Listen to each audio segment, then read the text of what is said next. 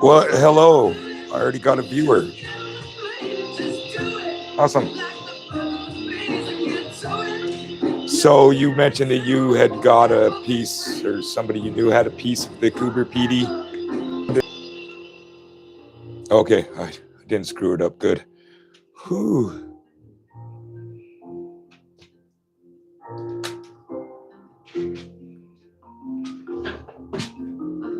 So what I have is this. This is miner's grade, I guess you could call it. Here, I can click on a light, make it brighter. It's basically picked up and sent to me. So there are pieces of just plain old ironstone in here. There are some pieces that are like this darker potch.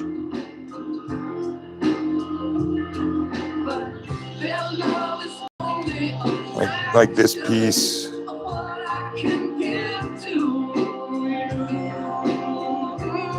Now, although I was told that this wasn't really gone through, and that's why I'm going to find the ironstone and pieces that don't have any opal in them at all.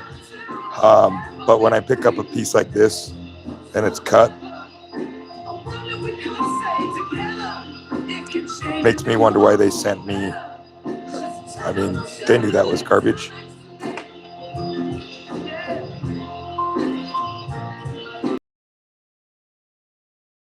One doesn't have any of the ironstone. Well, look, there's a little band of opal in it. So, I mean, maybe. But this rock is so neat with the parent or host or whatever you want to call it, the country stone. You can see the iron staining in there. And I mean, that's a really pretty rock. It almost looks like something I would find around my house. I live in Utah, Four Corners area of Moab, Utah. We have a lot of the red rock around here and iron. They don't call it ironstone. It's sandstone around here, but it's composed of a lot of the same minerals and looks very similar. So that one's kind of neat. I'll put that over here on the maybe pile. Well, it's all a maybe pile.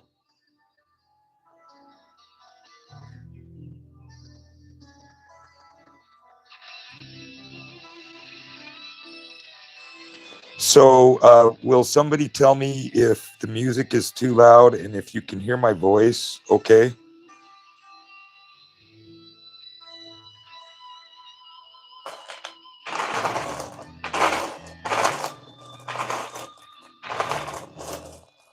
I really think that the best chances for success for finding that $100,000 stone is going to be down in these little guys.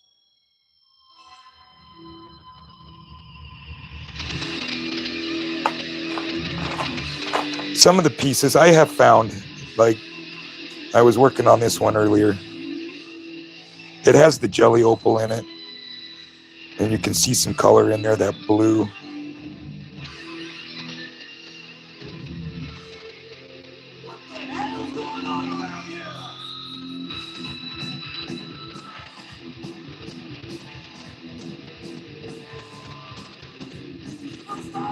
It looks like it gets darker in there. I don't really know if I want to go chasing that. This one, a little suicidal.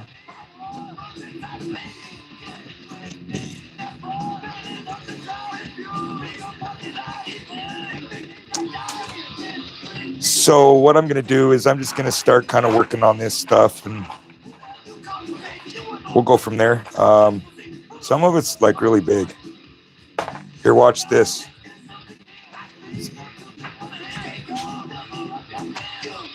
Bring me down. You can't bring me down. That's not what you might think it is. That's borax. I'm just so rich that I have big, huge piles of that stuff hanging out. So this is an ultraviolet light. One of the fun things about Coober Pedy or Australian opal, if you ever want to test yours and test it against other stuff, I'll I'll show you the difference. So in this bag here is Ethiopian opal.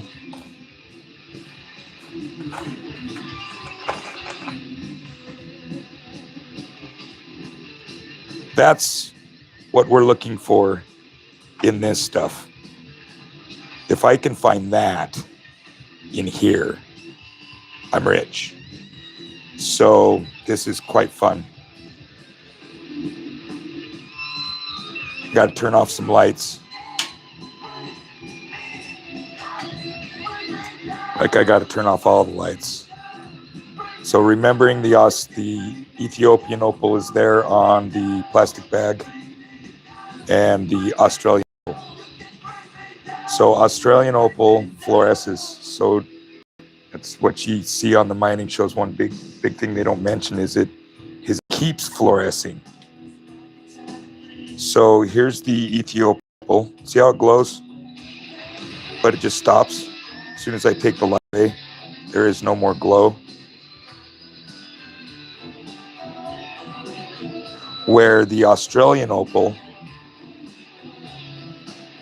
see if I shine it over here, you can see that it does fluoresce. Turns that kind of that brighter.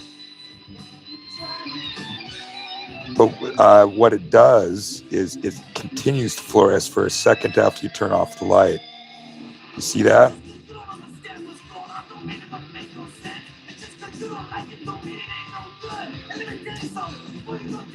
So that is the big difference between Australian opal and opal from pretty much, I think, anywhere else. I haven't really done the black light thing with like Brazilian opal.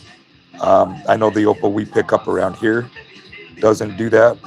So Australian opal continues to glow for just a moment after you take the light away from it. Where the Ethiopian opal does not. It does fluoresce. It just doesn't continue. Australian.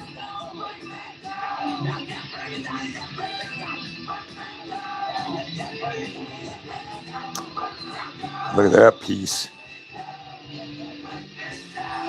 Boy, that sucker's just glowing.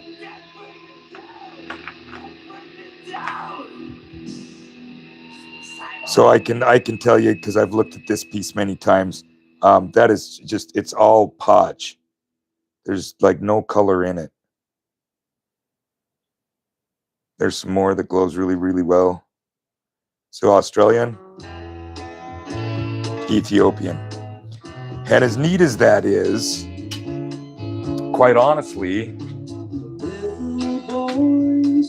I don't care if it continues to glow in the dark after I take the black light off of it. What it doesn't do is it doesn't sparkle like this. That's what we're looking for. Maybe I'll get tired of striking out tonight and I'll just switch. Then we'll cut up some of this Australian stuff. Or, I'm sorry, this Ethiopian stuff. Look at this piece. It's like ultra thin. I got to make a doublet out of it. But man, look at the colors in there. And it's on black podge. Black Ethiopian opal. Pretty cool. Anyway, so back to the fun times. Let me get hooked up over here. At 17, he thought he never cried. Let's hope I don't turn off the broadcast while I try this.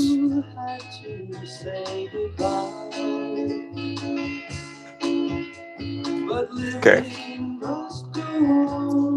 There's one big advantage that I have now. One, I'm broadcasting in high def, and that's much, much, much nicer. Two, I can zoom. I do believe I can zoom. I can. Yeah. Restreams for the birds.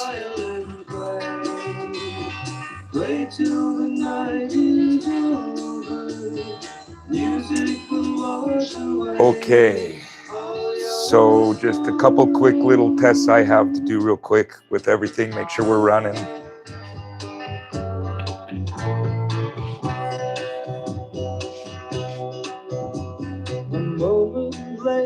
Where are you from?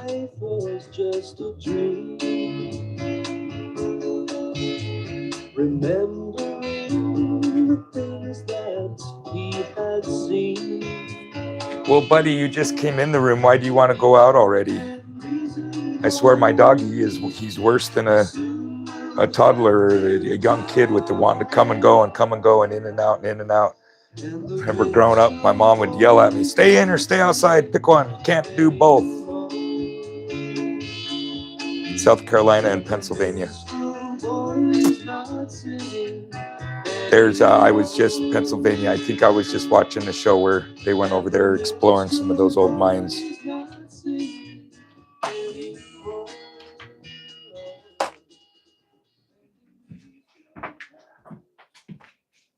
I'm guessing since you answered me, you can hear me okay.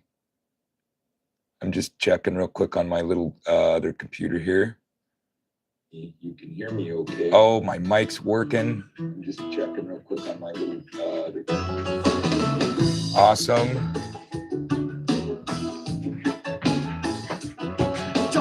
Let me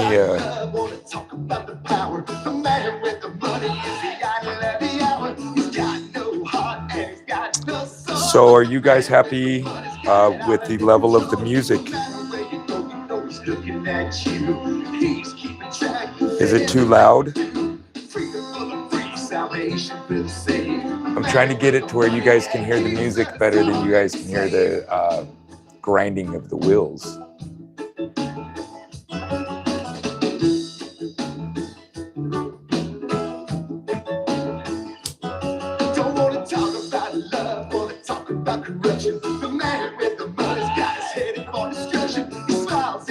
I've had my Spotify for years and years and years and years, lots of years. And this is from the time I got my Spotify. I bet you it had to have been right after Spotify came out. And when you go through and hit a like on a song, it saves it on a playlist called, obviously, Liked Songs. And this is my playlist of liked songs throughout the existence of Spotify. So who knows what we'll hear. Some songs pop up and I'm like, oh, I remember when my daughter was born 30 years ago and this was a cool song.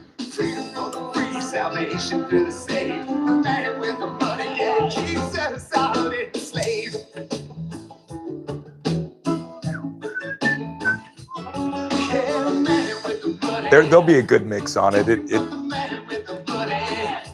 It's a funny mix. All right, let's start looking at some of this opal with some water. So I noticed this piece here in the middle. It seems to have a little bit more of the crystal, or I'm hoping the crystal stuff right there. But I don't see any sparkles in it. I've already kind of cut on that. I think I put it down for a reason. So let's see here.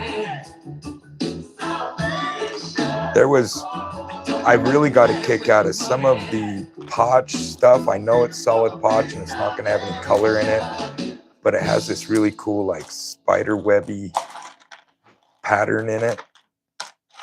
Let's see if I can find a piece of that. Oh, here's an interesting something. Yeah, I'll show you that one here in a moment.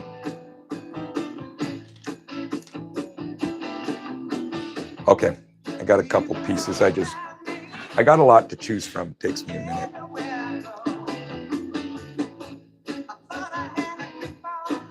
So look at this. This is like, come on, focus. See it reflect the light like that? It's like crystal-y. That's I guess when they say crystal potch, it's too bad that the silica didn't form right in there. That'd be really nice if that was that thick of a bar of nothing but crystally opal. That would be my $100,000 stone. Get wet.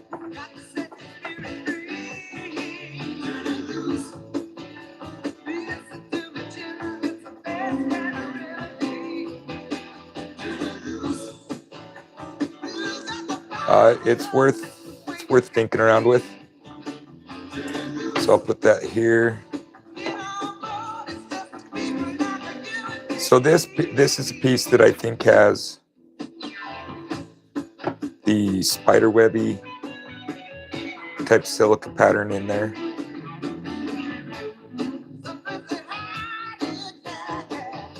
As always, I'm hoping that when I cut into them, I find those color bars.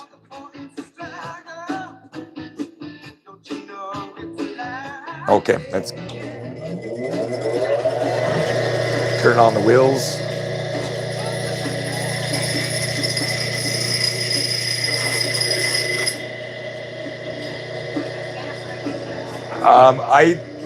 I actually prefer to go live.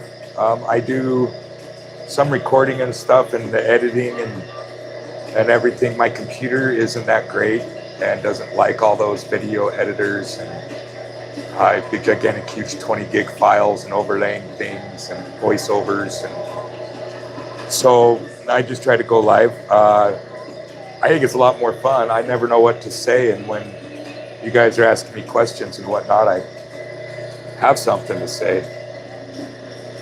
Okay, time to stop fiddling around with the rocks, spinning them in my fingers.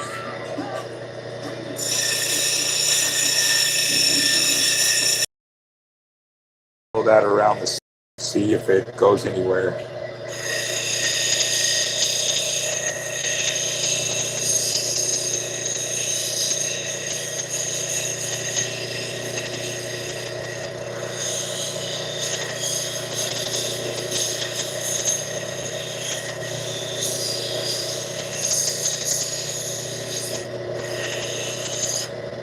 So when you're out there wandering around looking for rocks in the hills, do you find the ginseng? That'd be kind of fun, huh? Find a bunch of ginseng and drink it down. Get your rock hounding done real fast. Give you some good energy.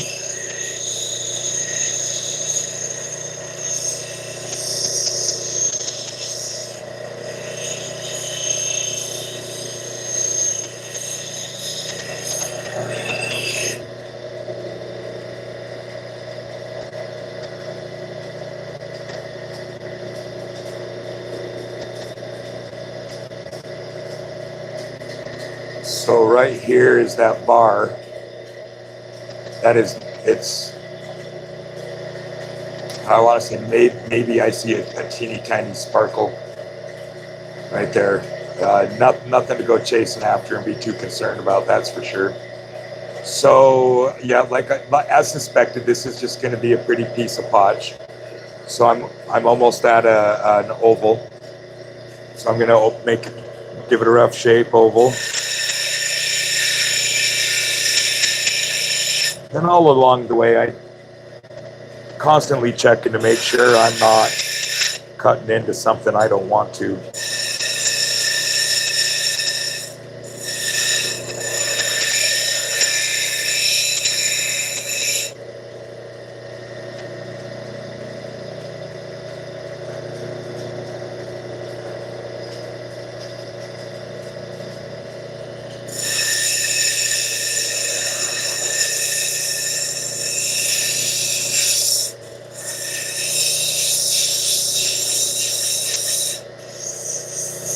Here's the big reveal with the take the cap off.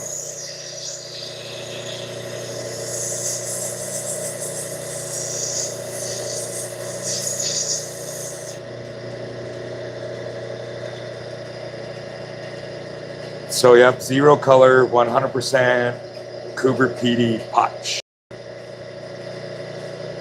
Now if there was a way to make that glow in the dark all the time, that would be really, really, really cool. So I'm going to leave those guys, they'll come rest of the way out when I finish cutting it. I'll take this side off, flatten it out. This is the side that's a little bit closer to that bar.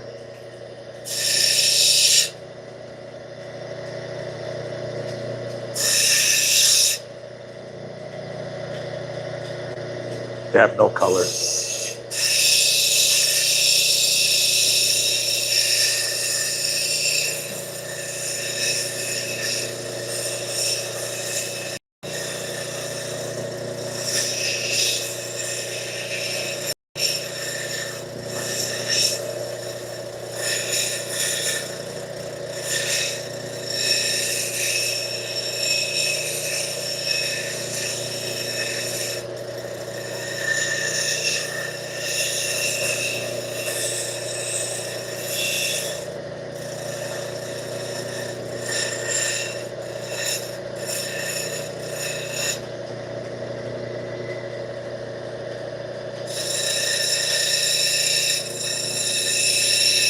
Go through and straighten up the waist or the girdle, whatever you want to call it.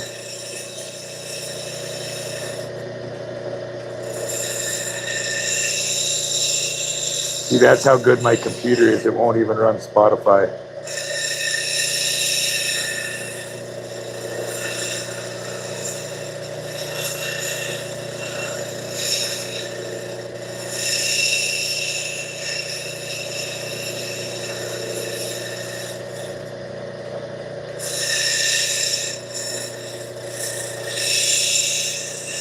Taper down the top dome.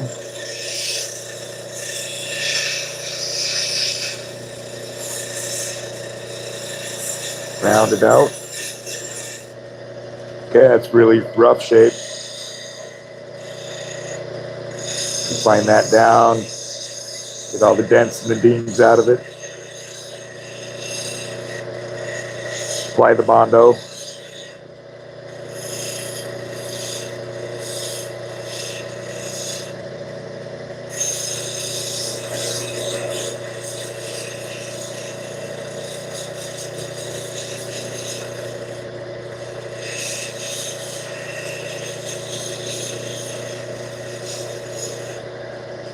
Here's where we're at.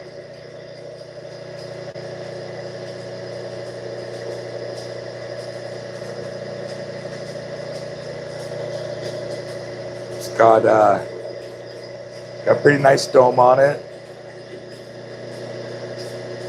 It's even, is what I mean. And then our girdle is nice and flat. It's got just a little bit of an angle towards the top. People tend to want to set these opals in a bezel set, so I'll cut it accordingly. I probably, if there was something that even caught my eye a little bit, I would set it.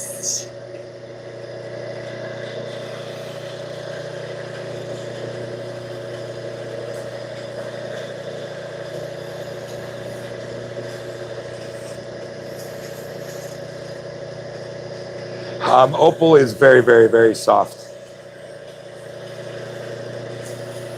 Depending on, I mean, I'm going at this stuff with my more aggressive flat wheels.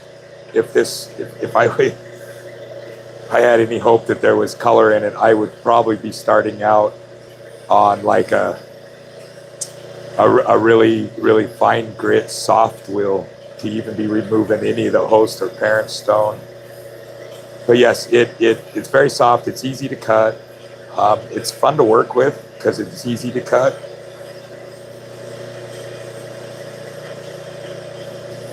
When you actually do find some color in it, it's really exciting going through the whole polishing process.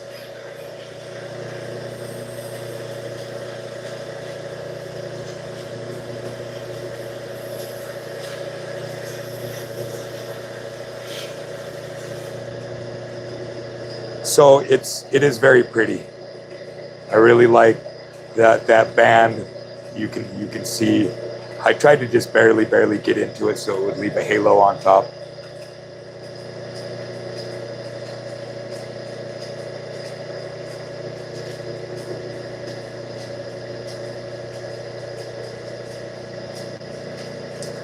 You know, I started on a flat lap. I love flat laps. I still use flat laps. These cabbing machines are really, really great for cutting cabochons, but they don't do everything.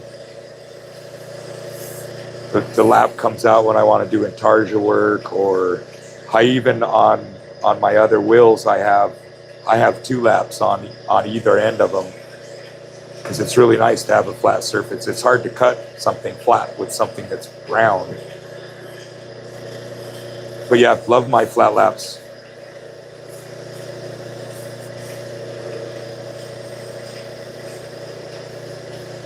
There again, everybody cuts these cabochons. Very few people cut intarsia.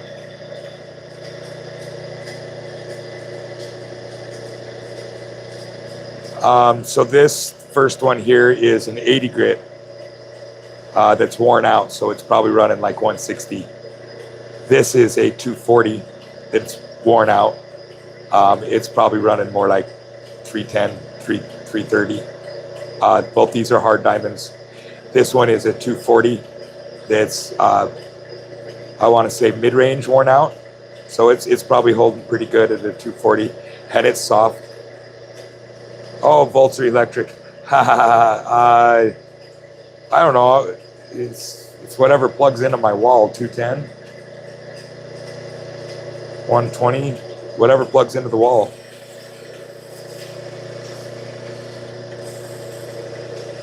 This machine I'm on is just a Weber off Amazon. It's like, I think, one of the cheapest machines I could find. And you know what? It's my workhorse. I love it.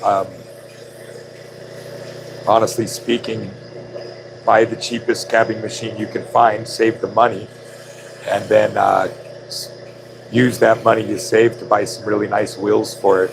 Have to use the wheels that come with it, because they're nice too.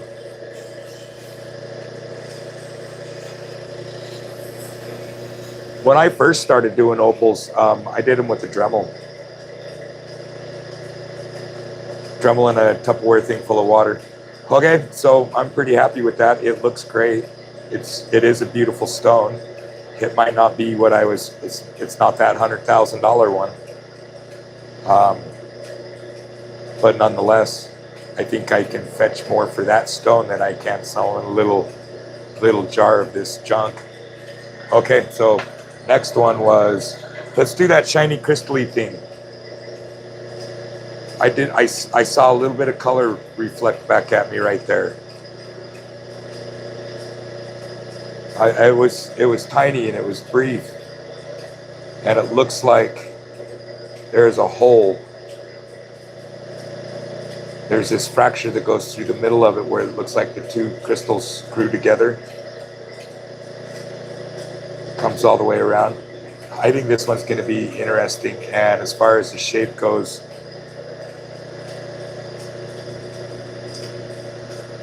I think if I just take off this fat little edge right here, that shape's just kind of screaming at me.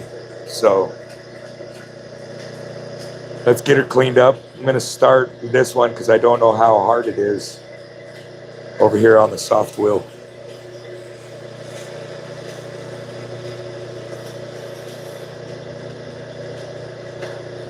Ooh, this is going to be pretty.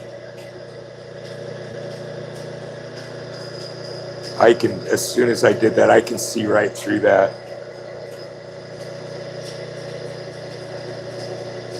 So what I'm going to do is I'm going to get all of this sandstone host country rock. I'm going to get all that off.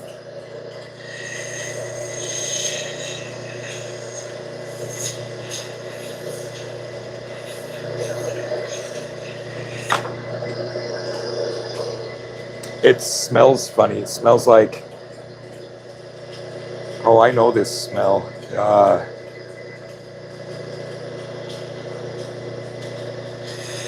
Wow, it's going to bug me until I can pinpoint what that smells like.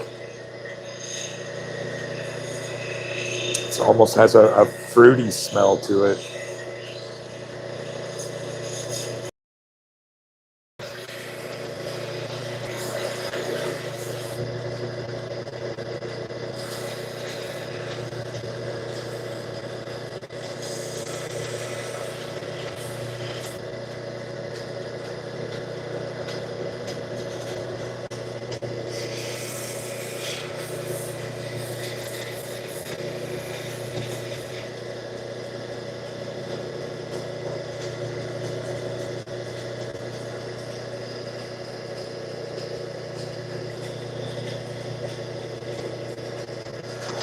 came and messed with my internet today, and I don't know if they made it better or worse. The idea was to make it better.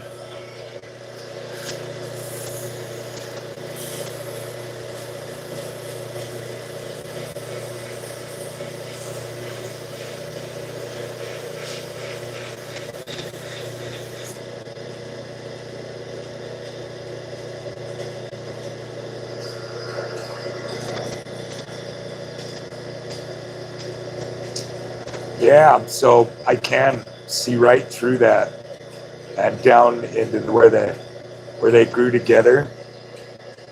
I can see right into it, and I can see all the little knobs and points and terminations. This red stain, I can see it going down through the crystally part.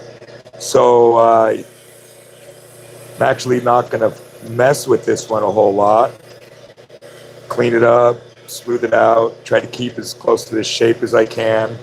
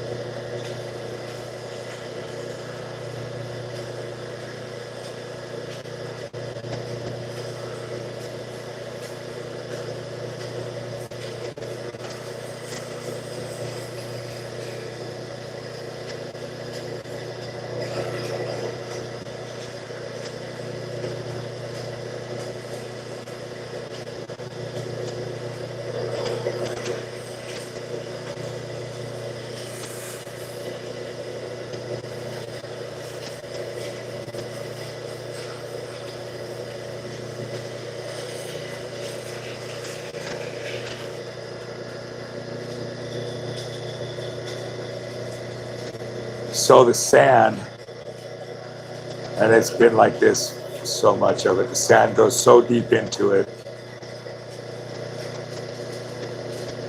that there is no way I'm getting rid of it. So I'm going to flatten it out.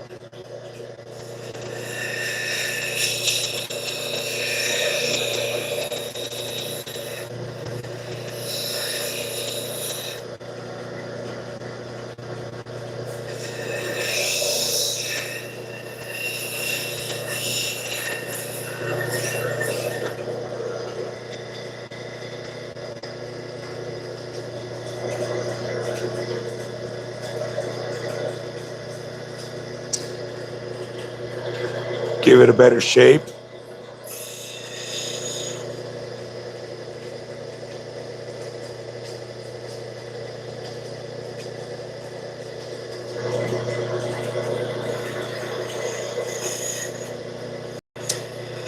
That's how I learned, was YouTube.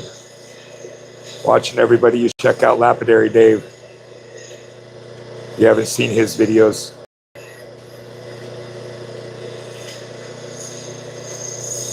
My favorite videos of his are where he goes around all the different rock and gem shows.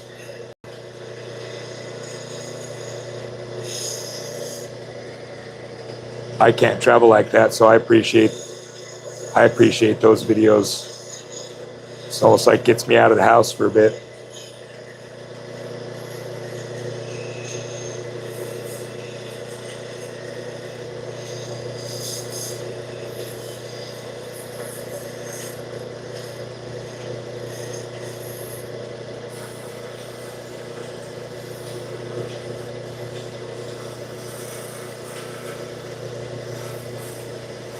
So it sure took a dramatic change from my thought, or from the shape that I thought it was going to be.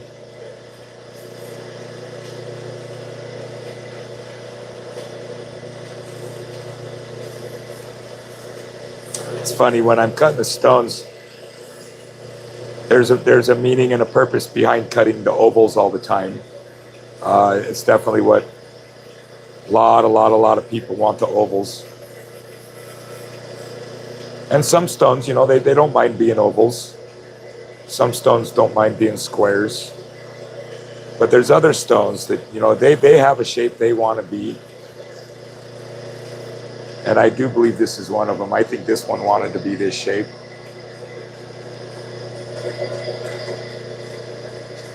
So I wish it would come out better, or I hope it's coming out good on the camera. There's the parent stone, country stone. It did get crisply. There's no color in it. But that red staining is really gorgeous right through the middle of it there.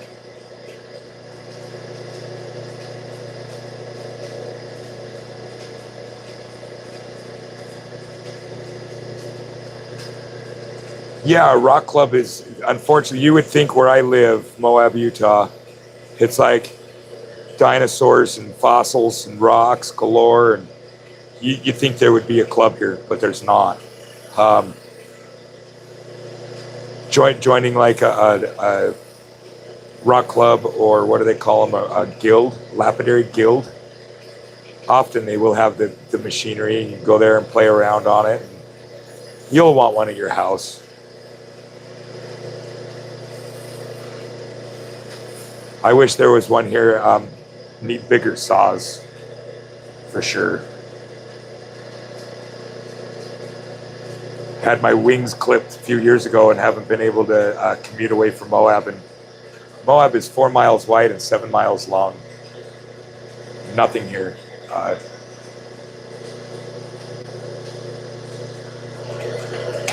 But I think I've grown back some flight feathers in the recent weeks, and hopefully I can get away from Moab, and I'm hoping I can get to a town that does have a lapidary type club that has some saws so I can cut some slabs out of my bigger stuff. Yeah, so that piece turned out really, really nice too. I was really hoping that when I got into this opal, it was going to be, well, we'll just say I was hoping was going to be something it's not. And I'm kind of tired of striking out. I know the video is titled Cutting Coober Pedy Opal, but I get bored after a minute. I'm going to go, look around in my tray, zoom in on your screen, look around in my tray. I've got these Petoskey stones that are like amazing. And they've been really fun to cut. It's fossilized coral from Lake Superior. And there's quite a few of them just laying out down here in my tray. I'm going to go grab a handful of dinosaur bone. I'd like to work on some dinosaur bone. It's always exciting. It's always an adventure. Let me check my stuff here just real quick. It's always an adventure. I'm going to mute you for a moment. Just real quick.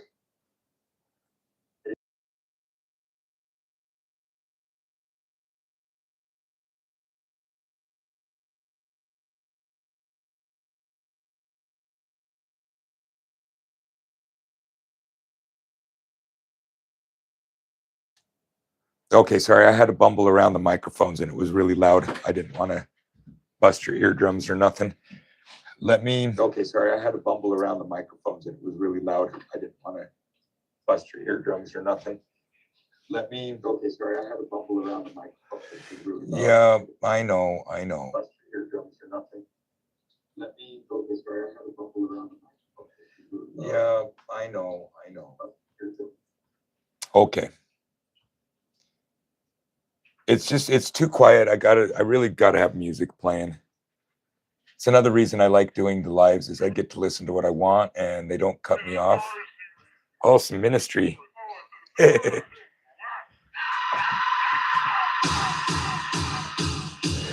All right, would you guys like to come in my closet and look around my rocks with me? Because I have some pretty cool bones.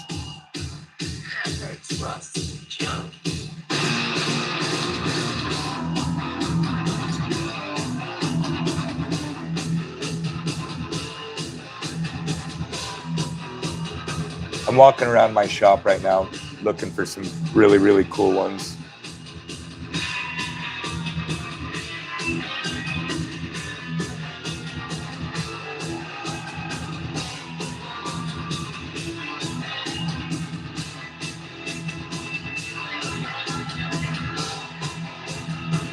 Yeah, if you haven't been to Moab since 1996, it's changed a little bit, you could say. You don't have to worry about a place to stay. There's 9 billion hotel rooms now.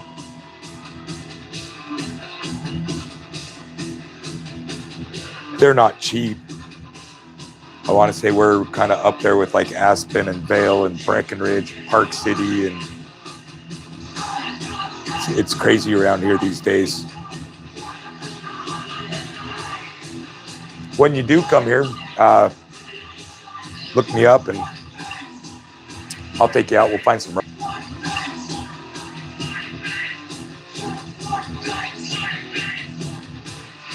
All right. I think I can unhook you. I can. All right. In the closet we go. Nobody puts baby in a corner. Use the spinning wheel. It's kind of a mess. But let's see what I got here. I got a shoe. We can polish a shoe. This is a bag of mixed minerals. There's dinosaur bone in there. Here's a piece of dinosaur bone. Bucket's already bleeding on my finger. This dinosaur bone, a lot of people don't realize oxidizes after you cut it.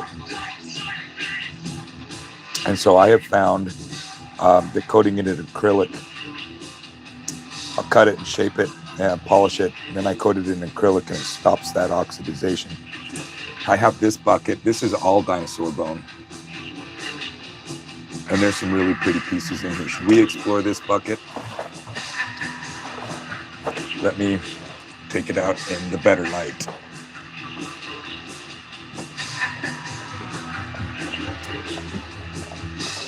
It also helps when we have water on it.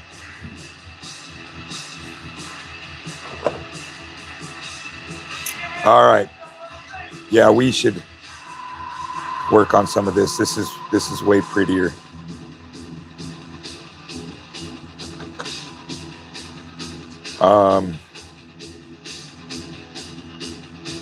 This is a piece of yellow bone.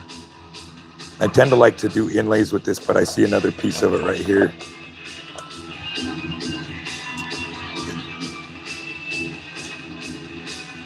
Look at those cells. That one's too pretty for intarsia.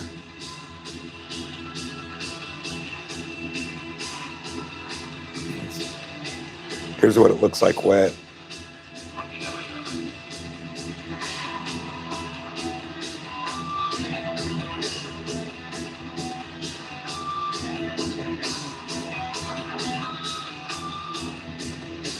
This is a neat piece. It's got that healed fracture in it. Very small cells.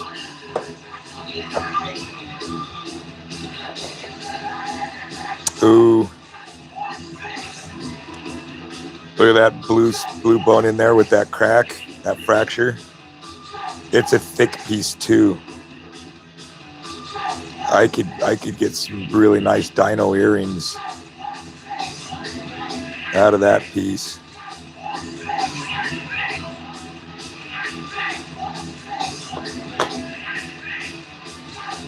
Let's do this guy.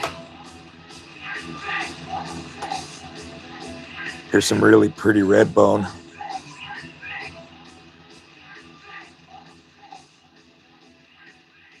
I think I actually have a video of me cutting another piece of this.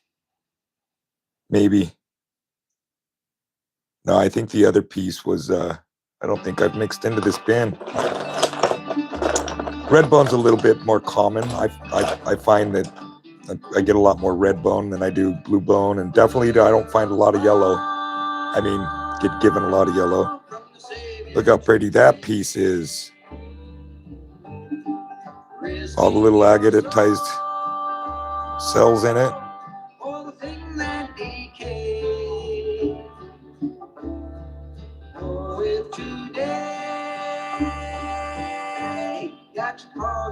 We'll do that piece too. Okay, let me hook you back up.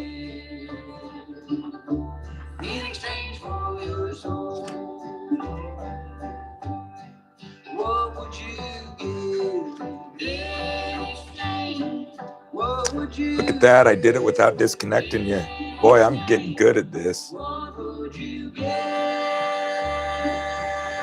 Yeah, the dinosaur bone it's one, it's really, really, really, really, really hard to come by these days. It's been, it's just float. It doesn't really form in veins and stuff like minerals do. So you're lucky if you come across some float of it. To get a good piece of it that's agatized that you can actually cut is even more rare. A lot of the miners and stuff that were out here for the uranium, I want to say those guys probably picked up a good portion of what was out here. And then rock hounds through the years, I think they came up with a law that says you can't pick it up on public land. It's got to be private property. I find most of my dinosaur bone in my friends' yards. Their parents and their grandparents and the generational people here in Moab that worked in the uranium mines and whatnot were picking it up, and they were lining their flower beds and stuff with it. I've picked up big pieces of vertebrae and big long bones and stuff just out of people's flower gardens. Let's do this piece first. Big oval.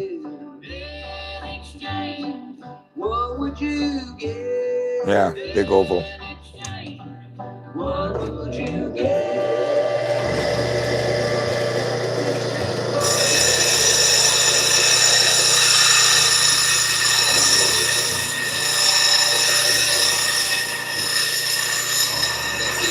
There's the smell that I'm used to. So dinosaur bone typically smells to me like oil when I cut it. And I don't know if you can see when I cut it, this drip right here turns red.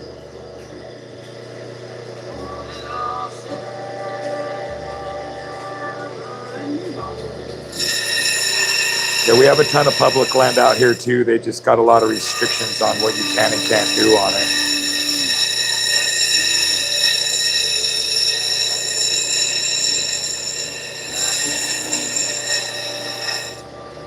I mean, this stuff comes from dinosaurs.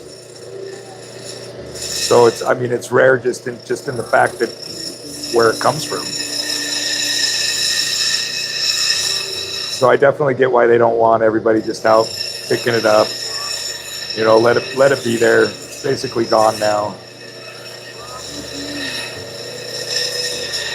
There's a lot of people out there that have a whole bunch of it and they can sell it.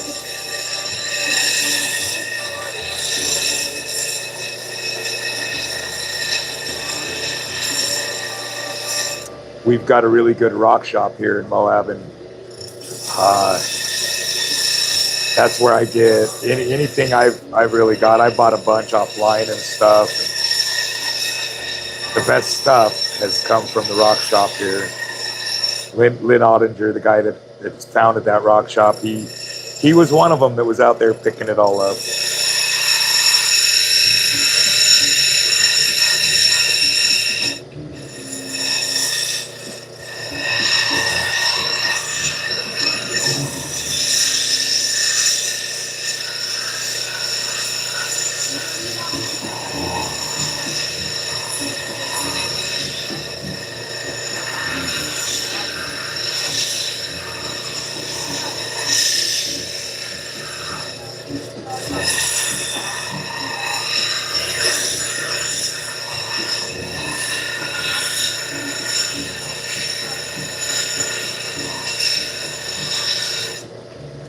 This particular bone I had to put through a stabilizer before I could cut it like this. Am I interested in little trades? I love trading rocks for rocks. I've got some rocks.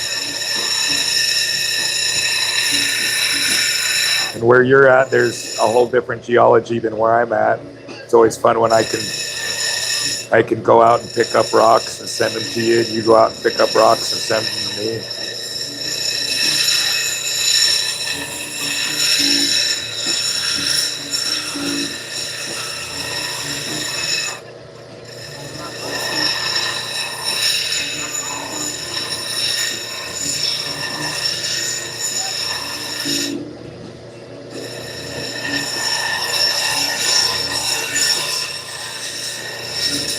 when I cut these bones on this 80 grit wheel, you can never see all the detail in it real well, but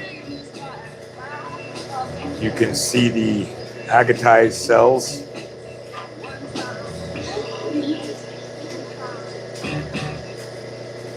And then on the side here, I noticed we have some white cells coming out.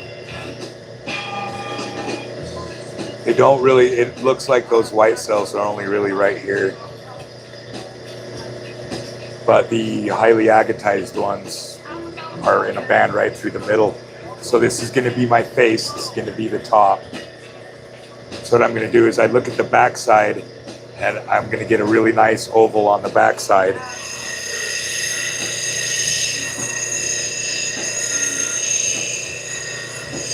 And that will define my shape.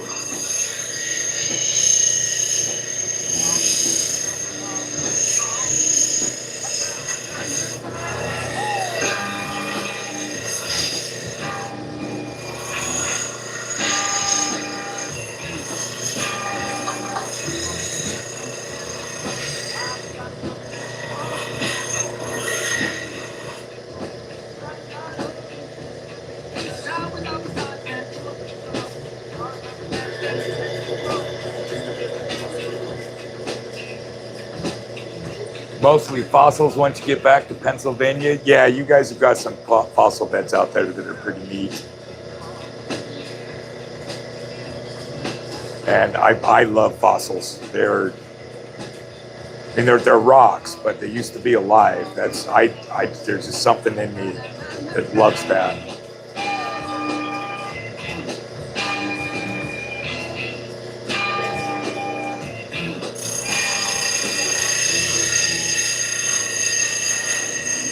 Especially dinosaur fossils. Dinosaurs have fascinated me since I was a kid. And to be able to hold them in your hands and do something with them rather than just look at them in a book or watch them on a movie. I don't have to use my imagination or CGI to see what that looks like.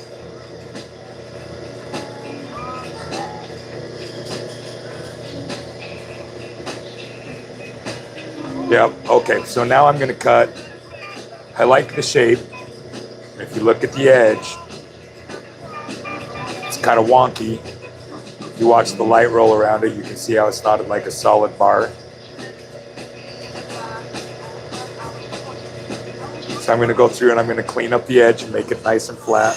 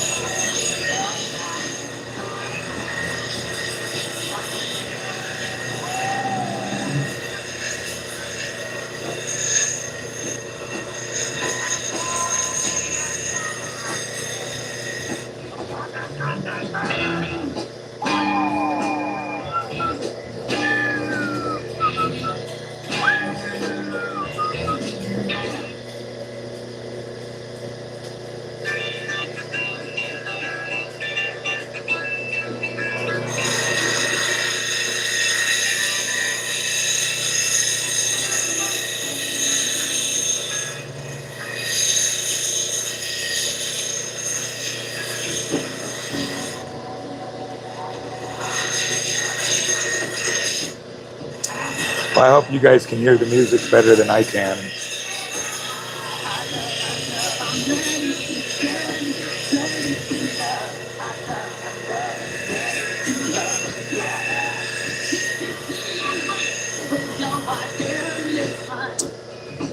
Okay, so now let's watch that light roll around the outside.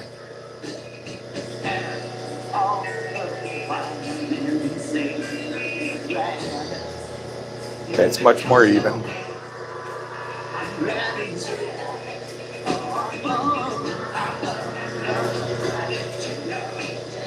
So now I'm going to cut. Like I said, this is going to be my face. So now I'm going to cut this corner. Boy, focus in, focus out. Focus, Danielson, focus. Paint a fence. So we are going to, or I'm going to cut this off at an angle, if that makes sense. I want a girdle line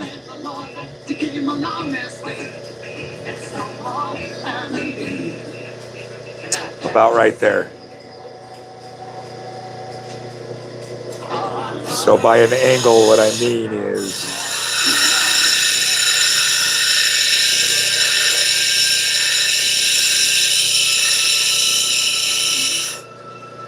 now I'm cutting just to above my line to give myself some more room to work. But that's what I mean by an angle. You see how that's cut on an angle? So because this is such a big stone, I need a steeper angle right here. I want it to be more this way.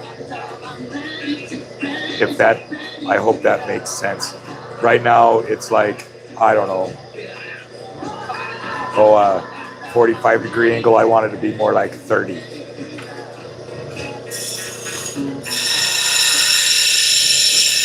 And then I'm going to take and I'm going to cut that angle all the way around the stone.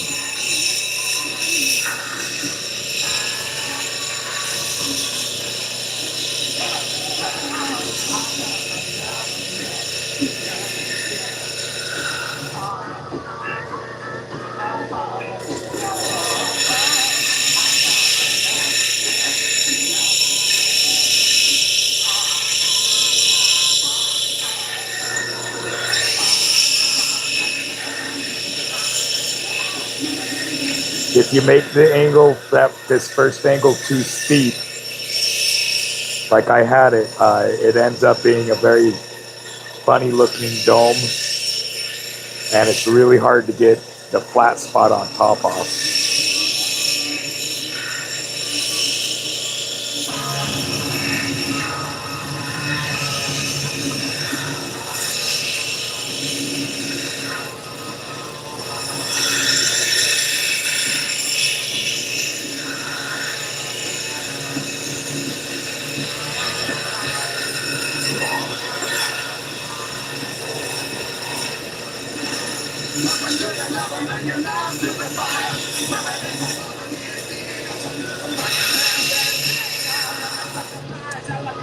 So now I've cut all the way around it. So the top is not even, but that's okay because this slab is not cut even. What I'm looking at here is to see that girdle line, the flatness around. I want to make sure it's pretty close to even. Still got more work to do on it, so I don't want it perfect. I just want it close, which it is. So now I'm going to do the same thing to this corner right here. There's a flat corner that goes all the way around. You can see the flat spot here. So I'm going to take right here and I'm going to cut another steeper, even steeper angle, maybe 10 degrees.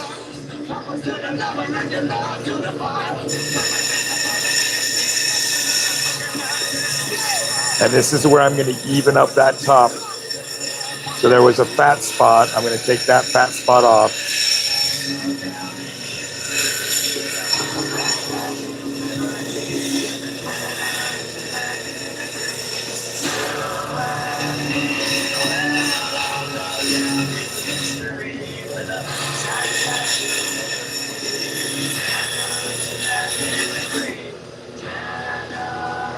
Okay, we're getting pretty even on thickness.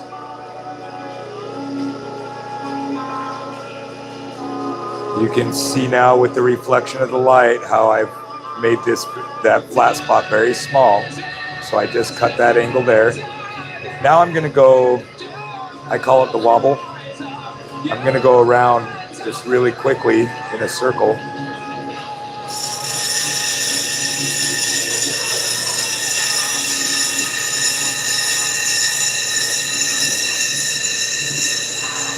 I don't think the wobble is an accurate lapidary term, but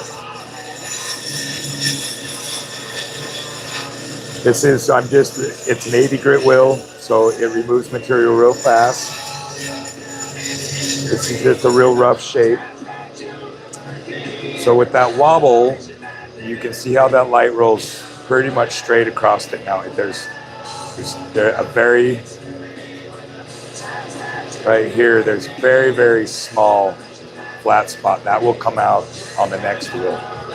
Other than that, we are only a little bit lopsided. It looks like it's fat on this side and skinny on this side. I want to say this way we're pretty even. So I'm going to remove some more of the bone off this side. And that's that first angle. Trying to match that first angle that we took.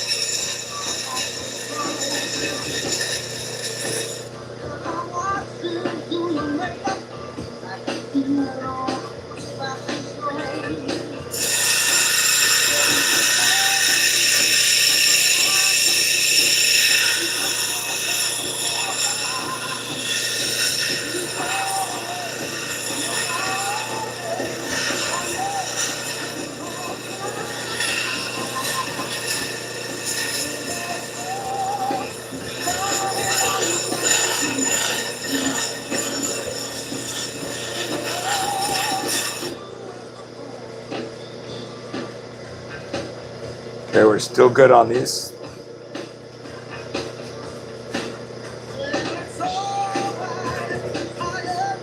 Okay, that's much more even.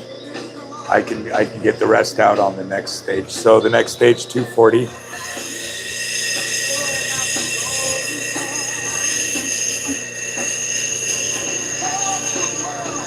Oh, before I do this, let's look at those cells. Look at that one. Get nice and big. The quartz is coming out in those ones.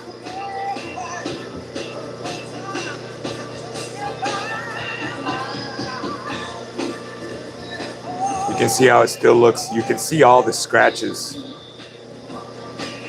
The bone itself is porous. You can see all the scratches in it. Watch the difference this makes with going to the 240.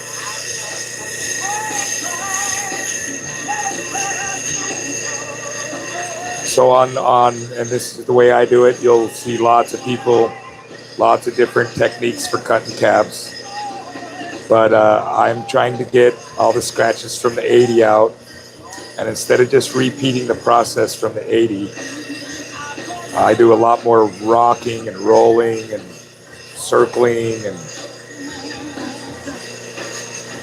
there's really not a method to the madness here other than watching the shape of the stone and keeping it even.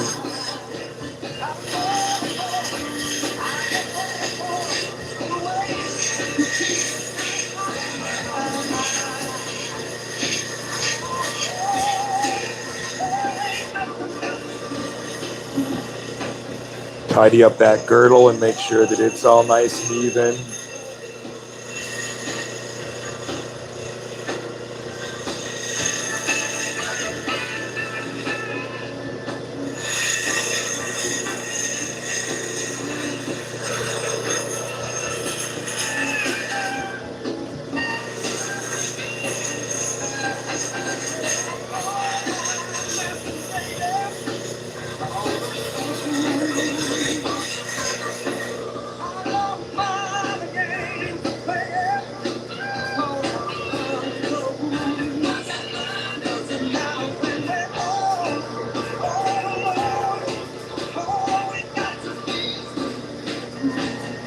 So, still a hard wheel.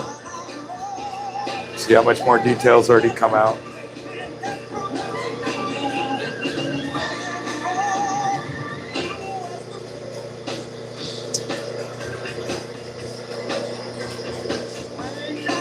What a cool piece of bone. See, I was really hoping the Opal would wow me.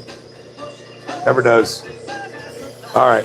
Onto the soft wheel. This is when most of the detail is going to come out. Through the rest of the stages of the polishing, more and more detail comes out. You can tell a difference from stage to stage.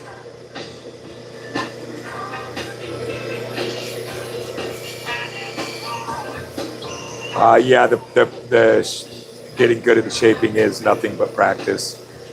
I'd watch guys like Lapidary Dave, and he would talk about how he's cut thousands of cabochons, and I was thinking to myself back then, I'm like, yeah, whatever. Now I have bags of cabochons. I don't know if I've got up into thousands yet, but I could definitely see how he has, how it's possible.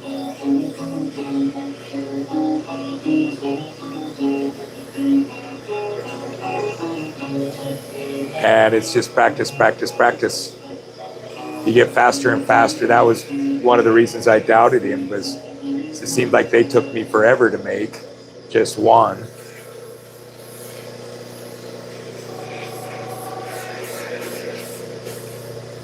But you get quicker and quicker. Your technique improves. You kind of get the process down a little bit more. You recognize when you're ready to move to the next wheel and when you're not.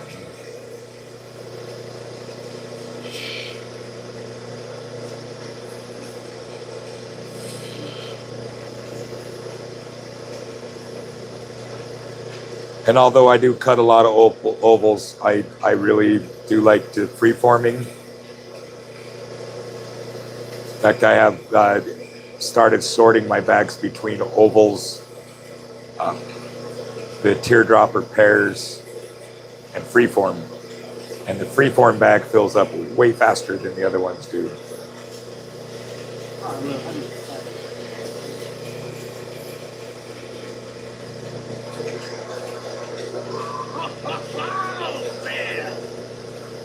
Glad I fucking did this test on you, friendship test. What? No, man, remember? That was what happened before when I said I looked it up the test. Because, man, I should have made it.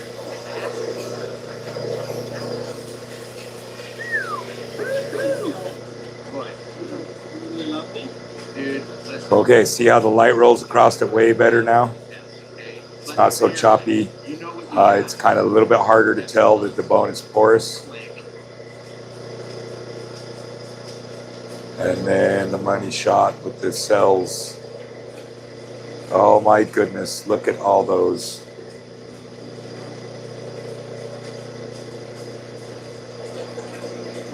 This looks like some of that boulder opal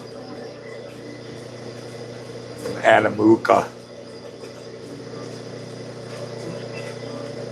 That might even be opalized in there.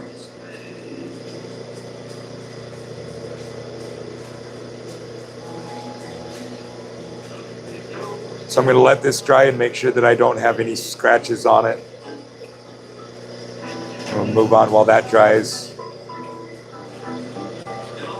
Yeah, this is dinosaur bone it's the best. It's just the best. Okay, so this piece with the dinosaur bone, I don't really, that's why I have a lot of freeform. I don't really like to cut a lot off and waste a lot of material. So instead of cutting this whole section off that's broken, I'm going to call that my angle. So by default, this is going to be my face. We got this big saw mark in it. Hi, Junk.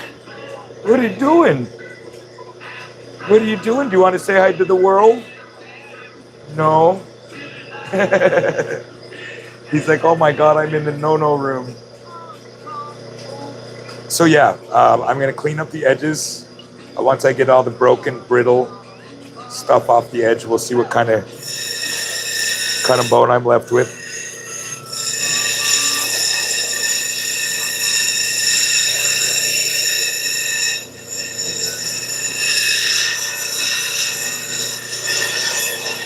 Now this whole bucket that I'm working on has been stabilized.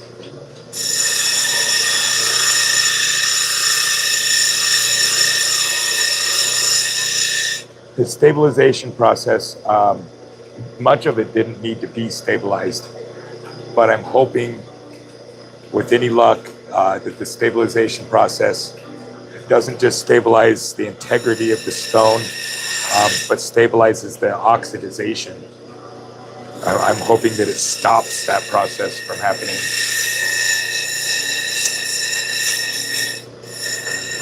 So my roommates have a dog. His name is Chunk. And he's being very, very, very polite right now. He's giving me puppy dog eyes, and then he looks at the door. I think he's trying to tell me that he needs to go outside.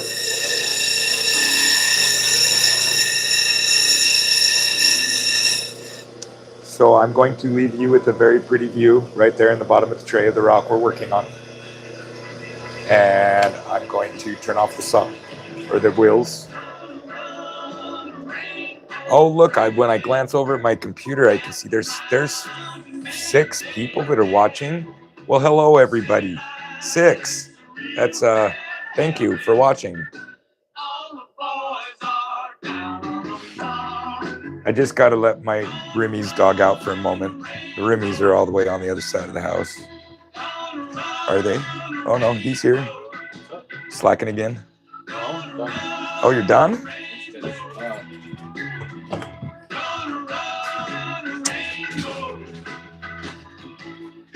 I wish I could mute my, you know what? I can just mute my mic. I shall return.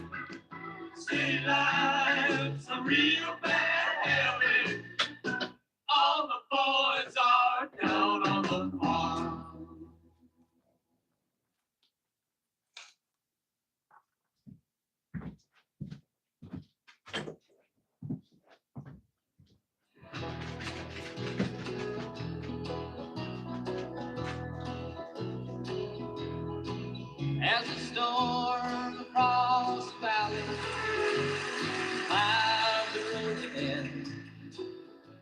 The afternoon is heavy on the shoulders.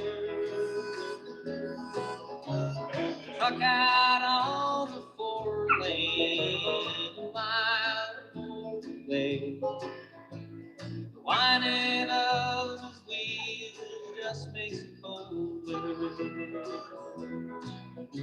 He's an hour away from riding on the prayers up in the sky. 10 days on the road, barely gone. There's a fire softly burning, supper's on the stove. It's a light in your eyes, makes him warm.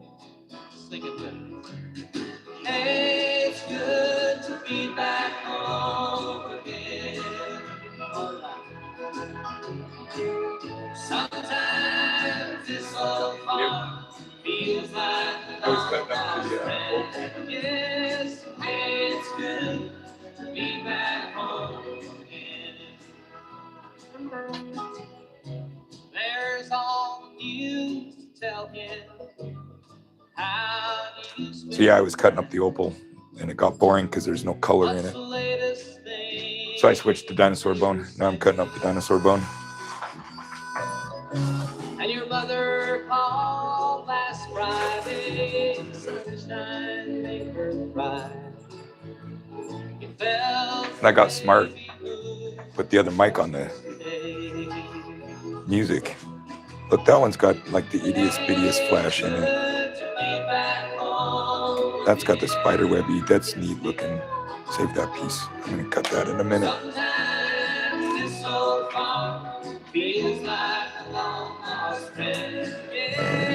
It's good to be back home again.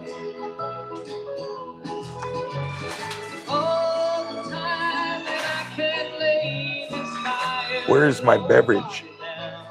My mouth is thirsty.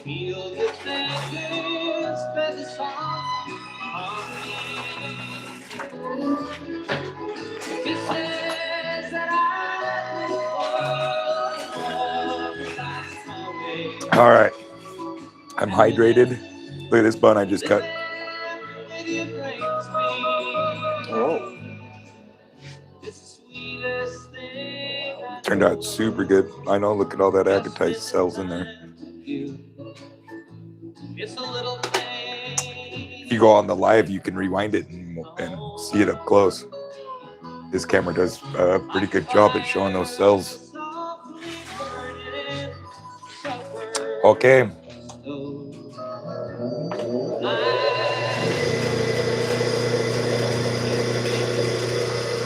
So shaping up the edge.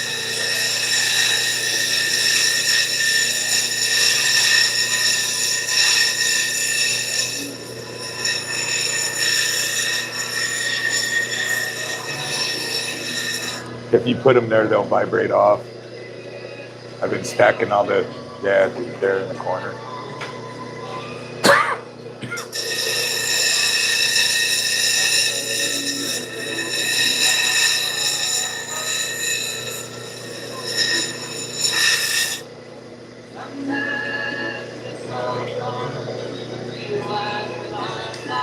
All right, so as far as the shape goes,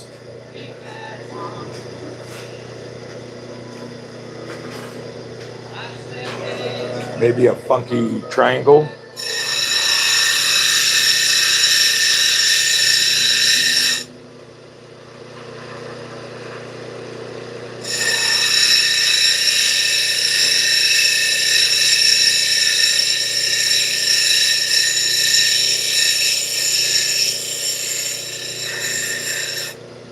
So on this particular stone, it's got this black stripe through it. It looks like it goes all the way through.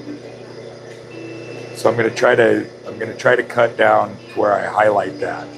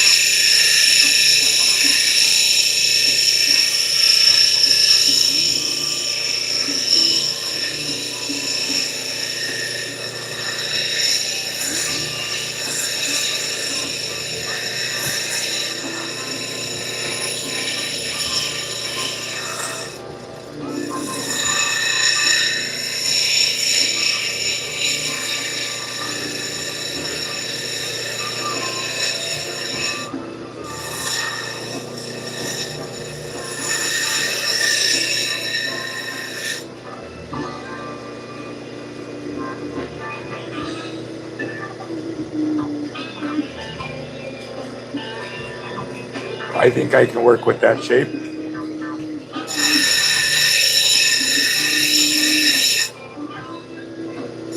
Looks like I just ended up cutting off that broken spot anyway. Okay, cut that line in there. Cut that girdle, waist.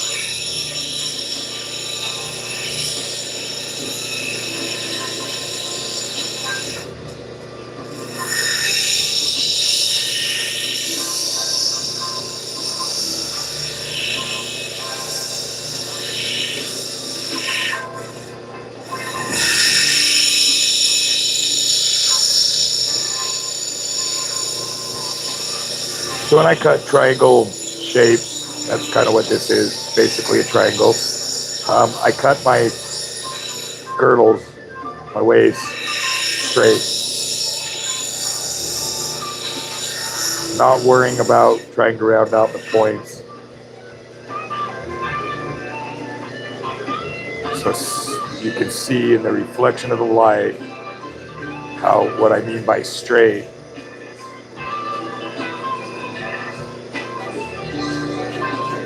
That line is straight. That line is straight.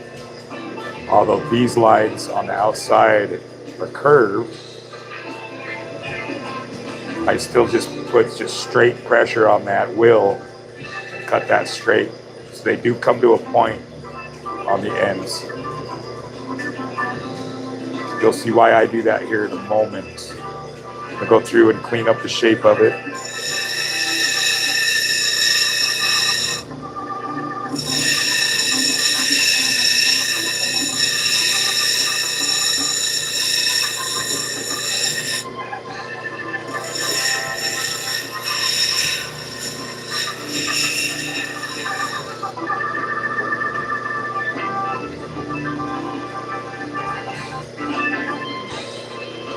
So now what I'm going to do is I'm going to take that straight line and I'm going to roll the cab like that to the middle.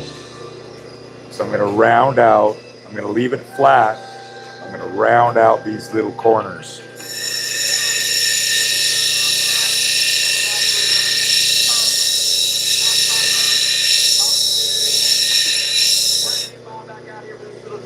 See, round here, not round. But I brought that round all the way from my, basically all the way from my girdle line clear up.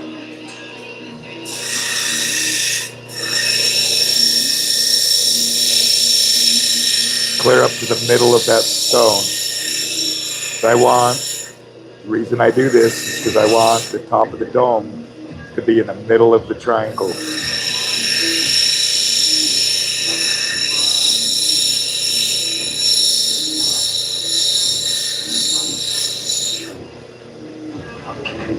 Now, if you can see in the reflection of the light how all three of those sides come to a point, kind of like a pyramid.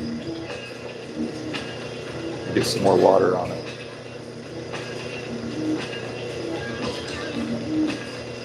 So now all I have to do is just kind of round up the top there. When I do that, I'm going to round out these sharp lines. I don't want the facets, is what they call that. I don't want the facet lines on there. So fix my edge.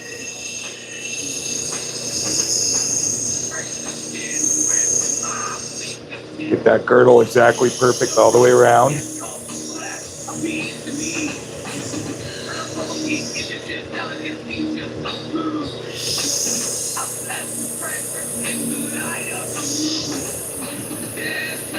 In my dreams.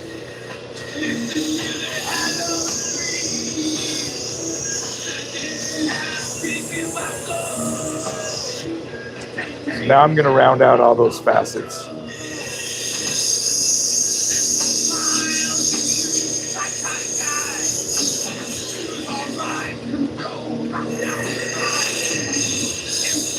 And I do that by starting at the corners.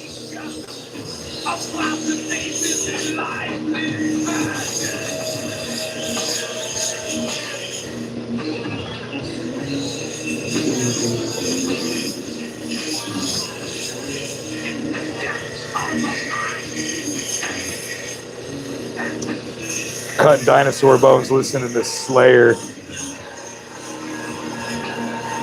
Cutting up bones, listening to Slayer. Awesome.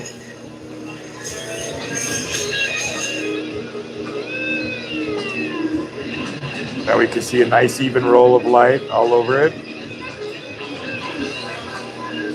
This is a hard wheel, so it still leaves all the little facet lines all over it.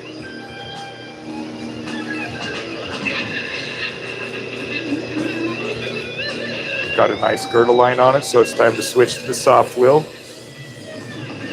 Oh, before I move on.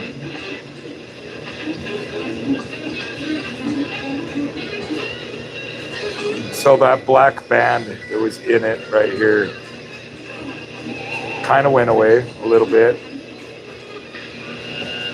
Still a little bit more black, and it's a little bit more of a solid yellow.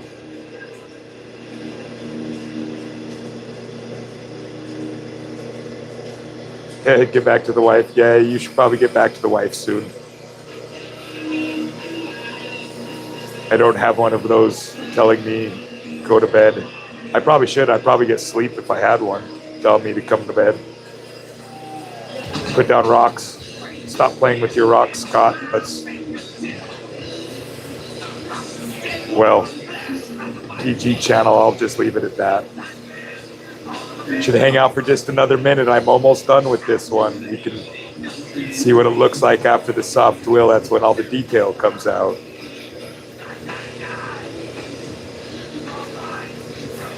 I appreciate you watching and tuning in. I am live a lot, and I basically blew up my computer last night, so I can't really do a whole lot with it. So I'll be on live a lot since I don't have anything, or I can't have anything to edit.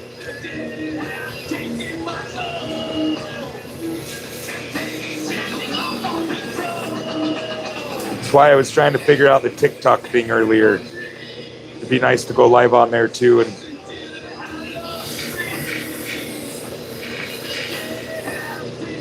and do my thing.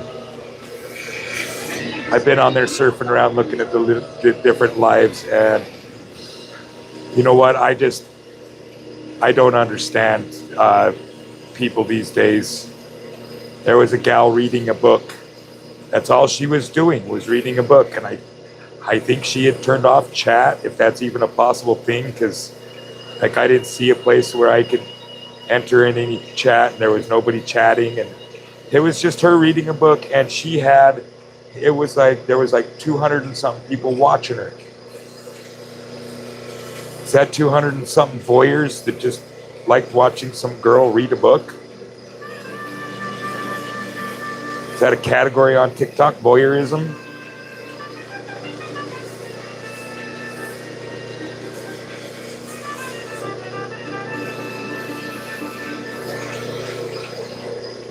All right, I've got all the facet lines are off of it. Soft wheels don't leave facet lines. They don't leave the marks. It's the idea of switching the soft wheels during the polishing process. This is what they would consider to be a final shape or pre-polish. My other wheels are all for polishing. Here we go. Yeah, the light rolls across it real nice. The only facet line I see in there is my edge of my girdle.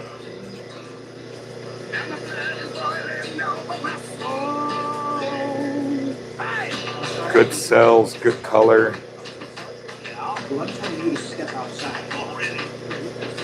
All right, let her dry. Here's that first one now that it's dry.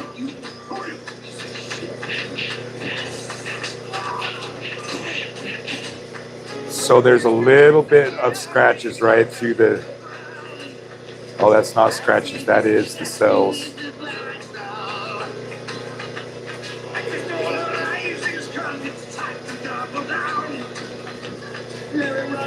If you click into my channel and look up my bio, my Facebook is on there.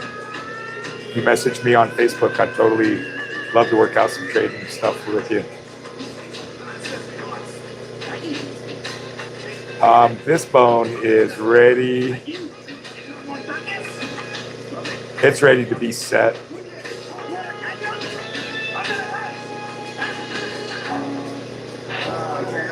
If I do acrylic. If I decide to put a super bright polish on it with my other machine, it's ready for that too. Oh, happy desert dog.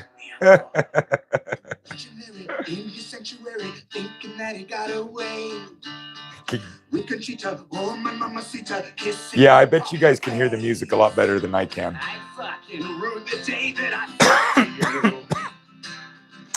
And if I got it set up right, I should be able to eliminate that track and take it out for copyright reasons when I edit this. Maybe. I'm hoping.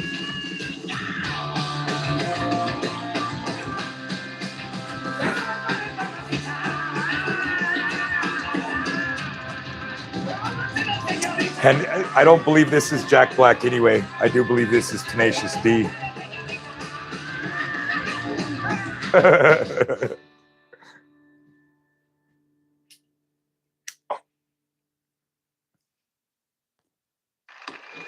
And my hands are freezing. Like the summertime when the water would come in from outside all warm. Freezing hands. I'll be back to the cold water in a moment, guys. Got to give me a second to limber up my little flanges.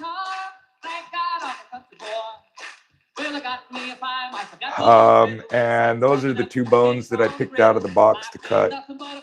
So either I need to pick out more bones. If there is, let's see, it says there's 6 people watching. You guys tell me, should I cut up some more of that opal, or should I cut up some more bone?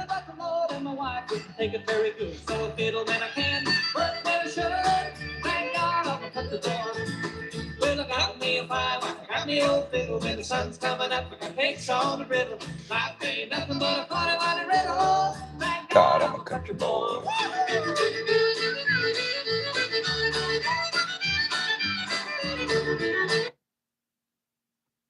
Oh no, what happened to the music? They said our internet was going to be better. I don't know. I don't know.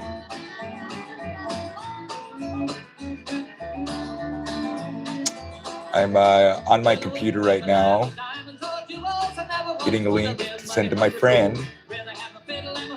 Hopefully she joins us from Australia. She's the one that went and picked up all the opal. I do believe it is her morning time there, maybe.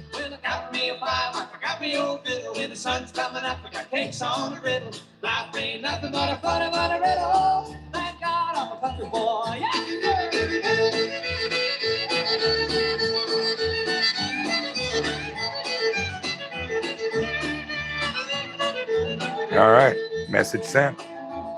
Easy peasy. I think I'm starting to get a hang of this computer stuff.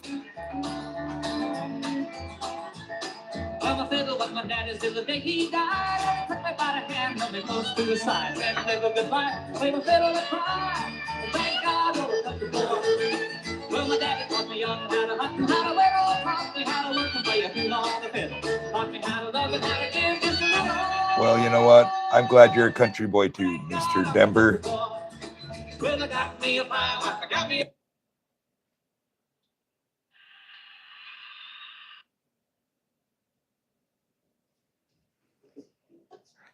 Nice, good old Billy Joel.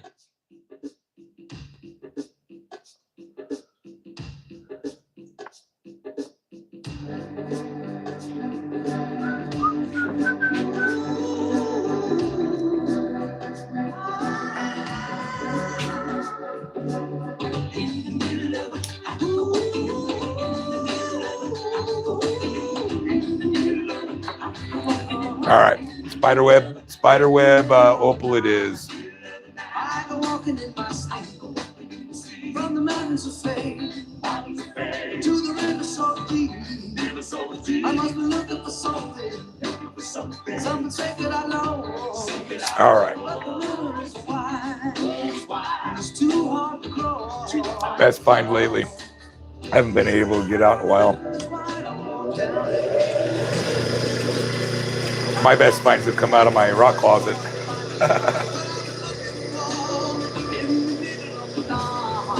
Okay.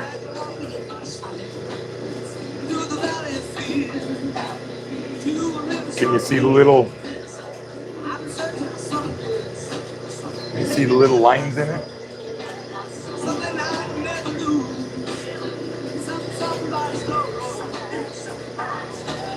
I think I'm going to flatten this side. I'm going to cut out the country stone, flatten out that side, and we'll see what the inside's got hiding.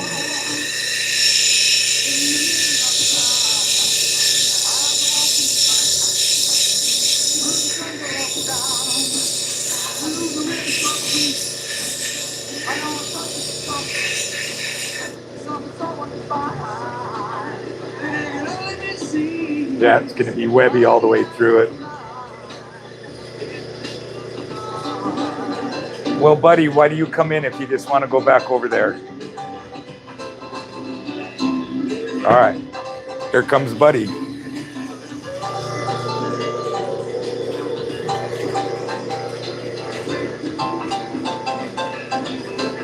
might get some of that red staining up in here. That'd be cool.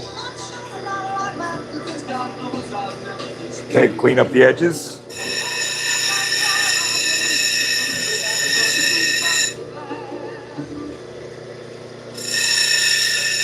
Boy, buddy, come running through the door right as I said that.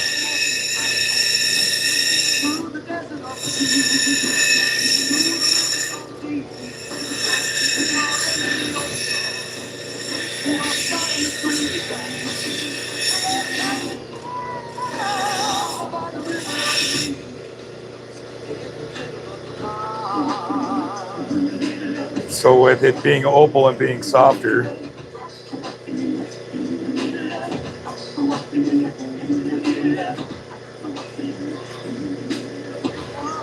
if you're into the petrified wood and dinosaur bones, look at the Facebook group called the Boneyard. So being soft and using a hardcore wheel like I am, see how it's chipping?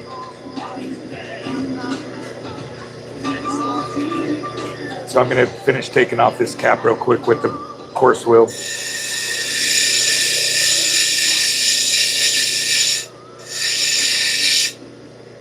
That gets us down into that really pretty webby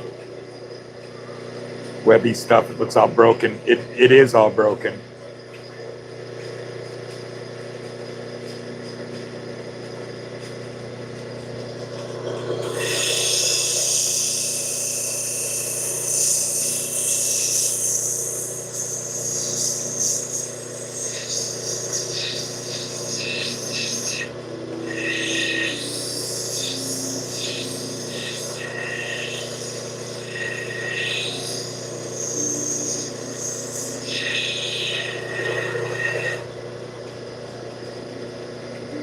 So I've got quite a bit to cut off on that side.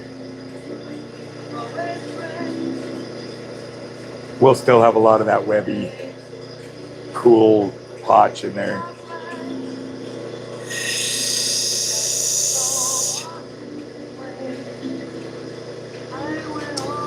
Thank you for watching. Message me.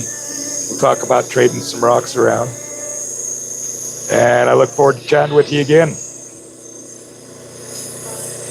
Thanks for the conversation tonight.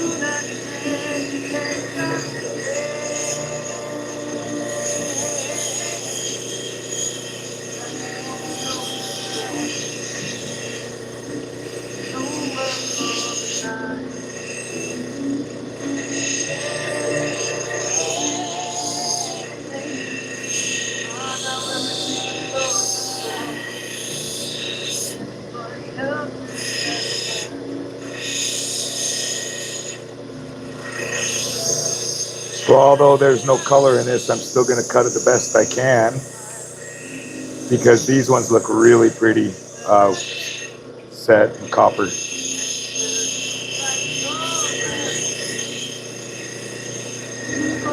I know it's just potch, but it is still opal from Coober Pedy.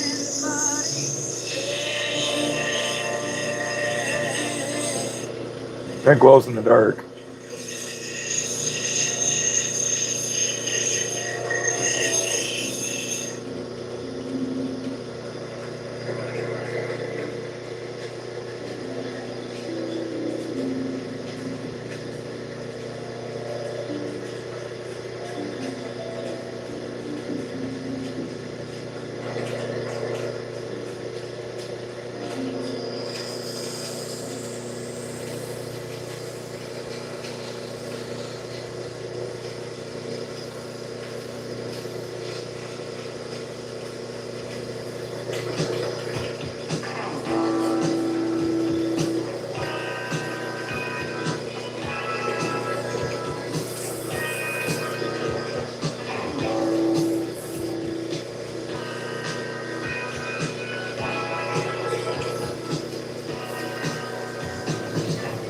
Sometimes I don't know why this hometown just seems so home. I ain't really sure, but it seems I remember your child with just a little bit more. But when she was wrong around here, somehow rise above it. Cleaning up this back corner just to get it to stop cracking and breaking apart. Put a round corner on it helps stabilize it. Rocks that don't fracture in square edges don't like square edges. Which is funny because rocks that fracture in square edges don't mind round edges.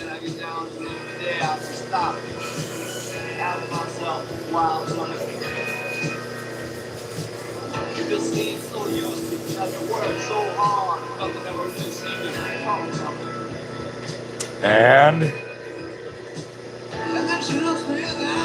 yep, that looks pretty neat. It's too bad that like not even one. This one's got a little funny color in it. I think that's just I need to work on it a little bit more right there.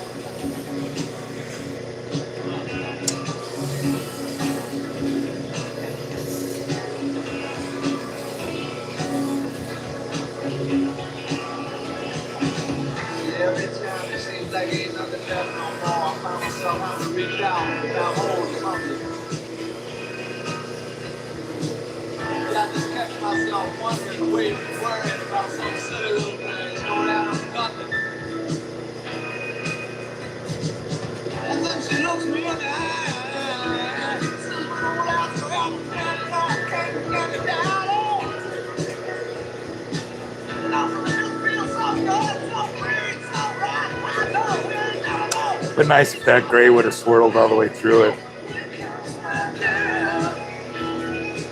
But yeah, that spiderwebby stuff's pretty cool.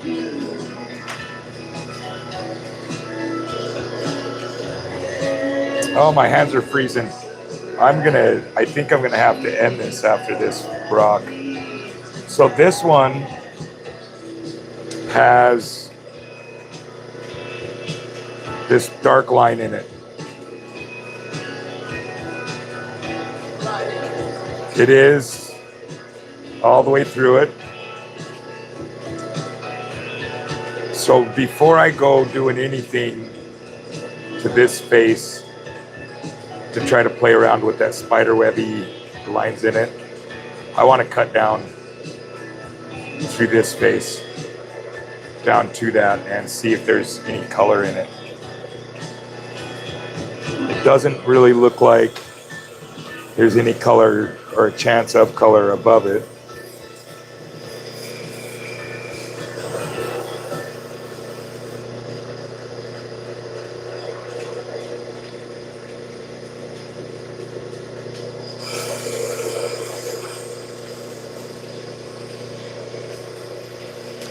Going at it real careful with my soft wheel.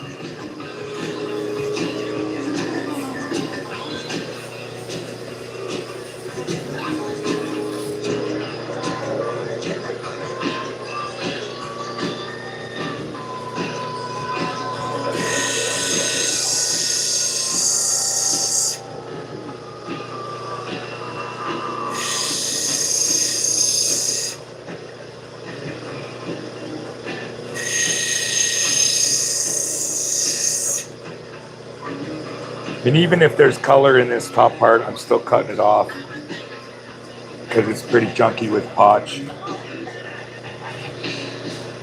But I am getting really curious about that dark stripe. Get to it a little faster here.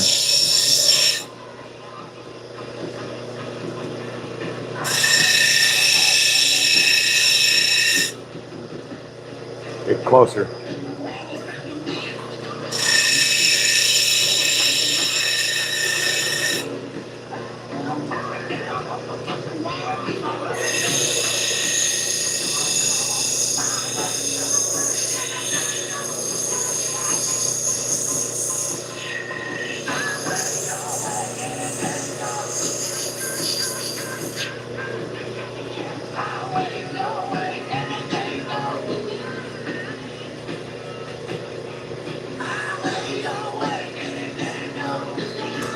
Nothing yet. Those white lines in it sure are cool looking.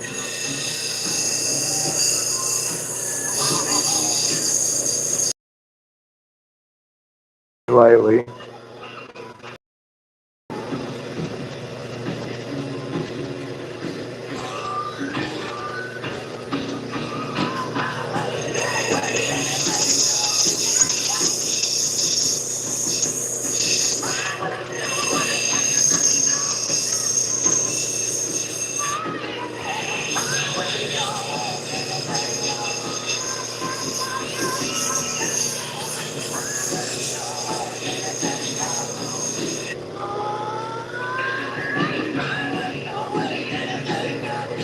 No color.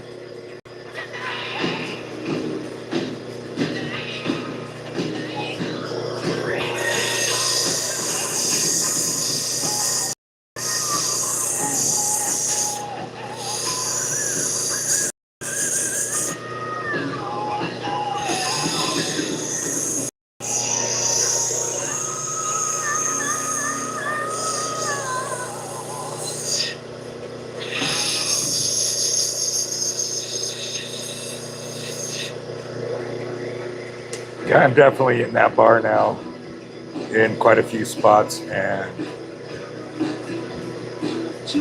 not even a speck.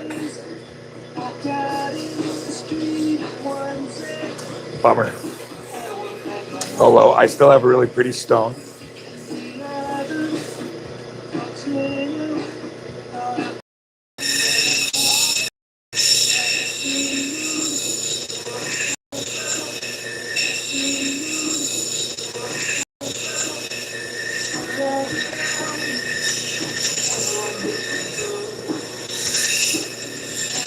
Yeah, this would have been a really good one for like a rock tumbler. This stone's absolutely beautiful.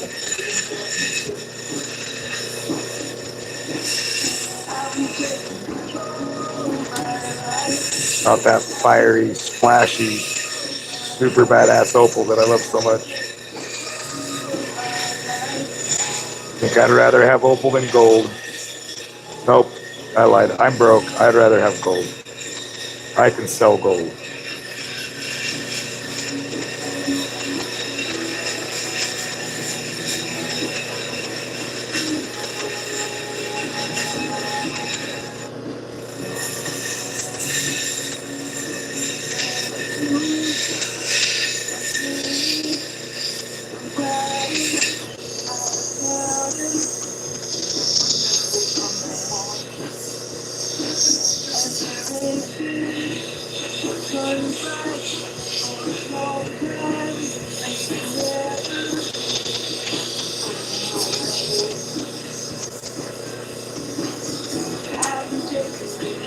Frozen fingers, frozen fingers. Hey, at least my toes are warm.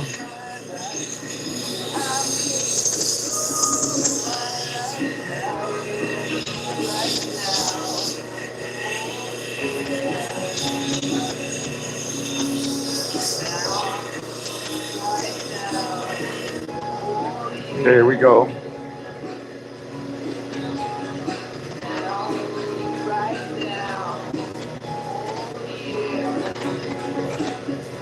Remember what it looks like now. Really rough edge there.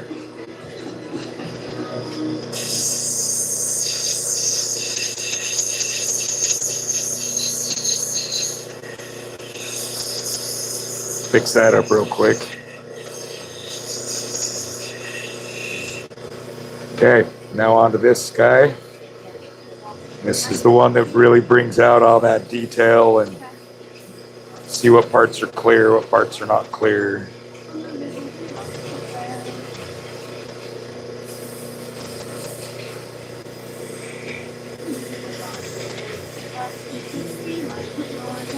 So yeah, my hands are freezing and need to get up out of this chair and walk around for a minute. 2-hour break, right? Utah state law, I get a break after 2 hours. So I'm gonna call this quits. If you're not subscribed to my channel, please do. It helps a lot. Honestly though, you're watching means a lot more than any subscription ever would. Appreciate you guys watching.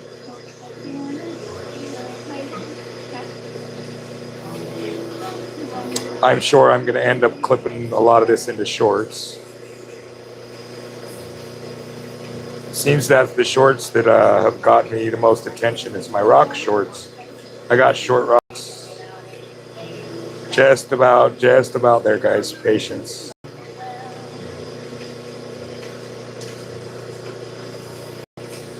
All right, let's see what we got here.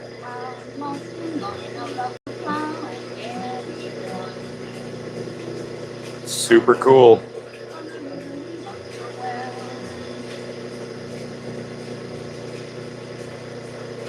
That's probably my favorite face on there.